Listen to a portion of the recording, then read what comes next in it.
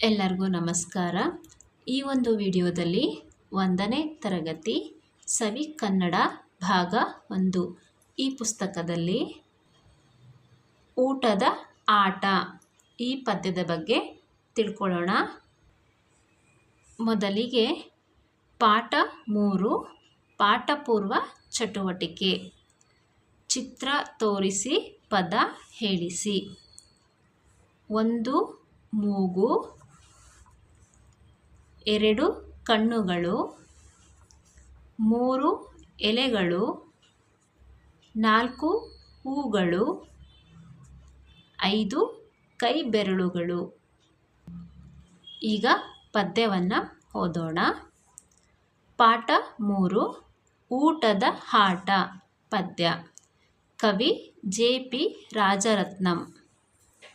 ಈ ಪದ್ಯವನ್ನು ರಾಗವಾಗಿ ಹಾಡಿ ಮಕ್ಕಳಿಂದ ಹೇಳಿಸಿ.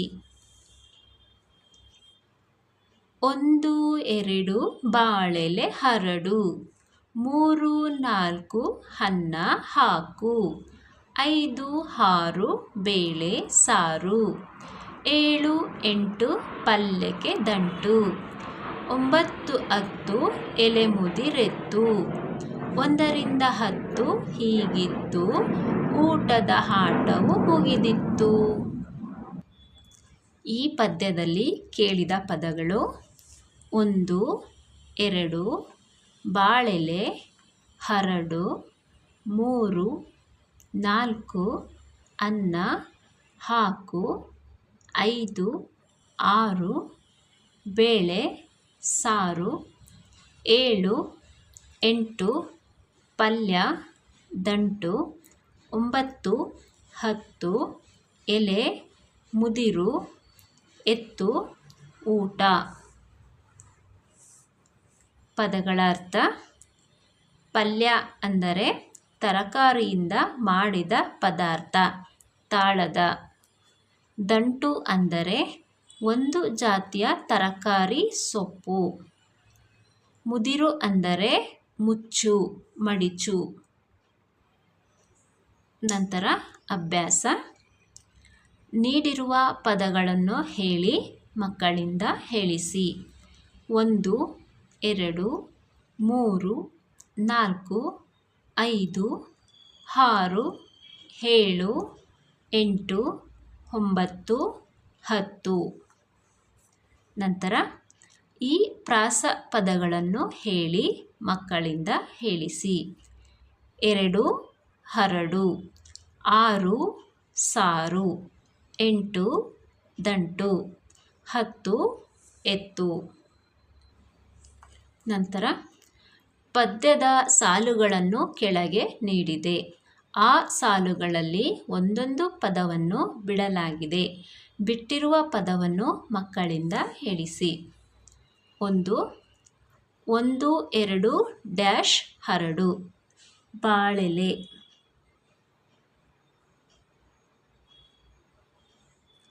1 2 ಬಾಳೆಲೆ ಹರಡು. 2 3 4 ಡ್ಯಾಶ್ ಹಾಕು, ಅನ್ನ.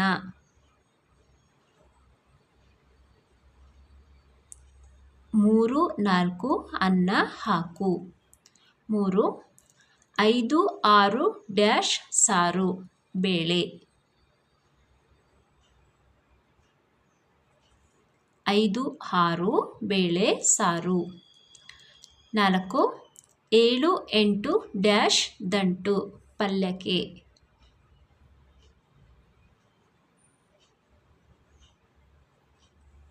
7 8 ಪಲ್ಯಕ್ಕೆ ದಂಟು. 5 9 10 ಡ್ಯಾಶ್ ಮುದಿರೆತ್ತು, ಎಲೆ. 9 10 ಎಲೆ ಮುದಿರೆತ್ತು.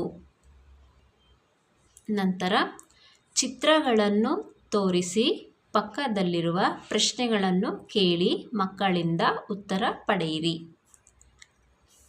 ಈ ಹಣ್ಣಿನ ಹೆಸರೇನು? ಇಲ್ಲಿ ಎಷ್ಟು ಹಣ್ಣಿದೆ? ಉತ್ತರ. ಈ ಹಣ್ಣಿನ ಹೆಸರು ಮಾವಿನ ಹಣ್ಣು. ಇಲ್ಲಿ ಒಂದು ಹಣ್ಣಿದೆ. ಈ ಚಿತ್ರದಲ್ಲಿರುವ ಹಣ್ಣಿನ ಹೆಸರೇನು? ಇಲ್ಲಿ ಎಷ್ಟು ಹಣ್ಣುಗಳಿವೆ? ಉತ್ತರ: ಈ ಹಣ್ಣಿನ ಹೆಸರು ಸೇಬು ಹಣ್ಣು. ಇಲ್ಲಿ 2 ಹಣ್ಣುಗಳಿವೆ. ಈ ಚಿತ್ರದಲ್ಲಿರುವ ಹಣ್ಣಿನ ಹೆಸರೇನು? ಇಲ್ಲಿ ಎಷ್ಟು ಹಣ್ಣುಗಳಿವೆ? ಈ ಹಣ್ಣಿನ ಹೆಸರು ಬಾಳೆಹಣ್ಣು. ಇಲ್ಲಿ 3 ಹಣ್ಣುಗಳಿವೆ. ಈ ಚಿತ್ರದಲ್ಲಿರುವ ಕಾಯಿಗಳ ಹೆಸರೇನು? ಇಲ್ಲಿ ಎಷ್ಟು ಕಾಯಿಗಳಿವೆ? ಈ ಕಾಯಿಗಳ ಹೆಸರು ತೆಂಗಿನಕಾಯಿ. ಇಲ್ಲಿ 4 ಕಾಯಿಗಳಿವೆ. ಈ ಚಿತ್ರದಲ್ಲಿರುವ ತರಕಾರಿಯ ಹೆಸರೇನು? ಇಲ್ಲಿ ಎಷ್ಟು ಕಾಯಿಗಳಿವೆ? ಈ ತರಕಾರಿಯ ಹೆಸರು ಬೆಂಡೆಕಾಯಿ. ಇಲ್ಲಿ 5 ಕಾಯಿಗಳಿವೆ. ಈ ವಿಡಿಯೋ ಇಷ್ಟ ಆದರೆ ಲೈಕ್ ಮಾಡಿ, ಶೇರ್ ಮಾಡಿ, ಹಾಗೆ ಸಬ್ಸ್ಕ್ರೈಬ್ ಮಾಡ್ಕೊಳ್ಳಿ. ಈ ವಿಡಿಯೋ ನೋಡಿದ್ದಕ್ಕೆ ಧನ್ಯವಾದಗಳು.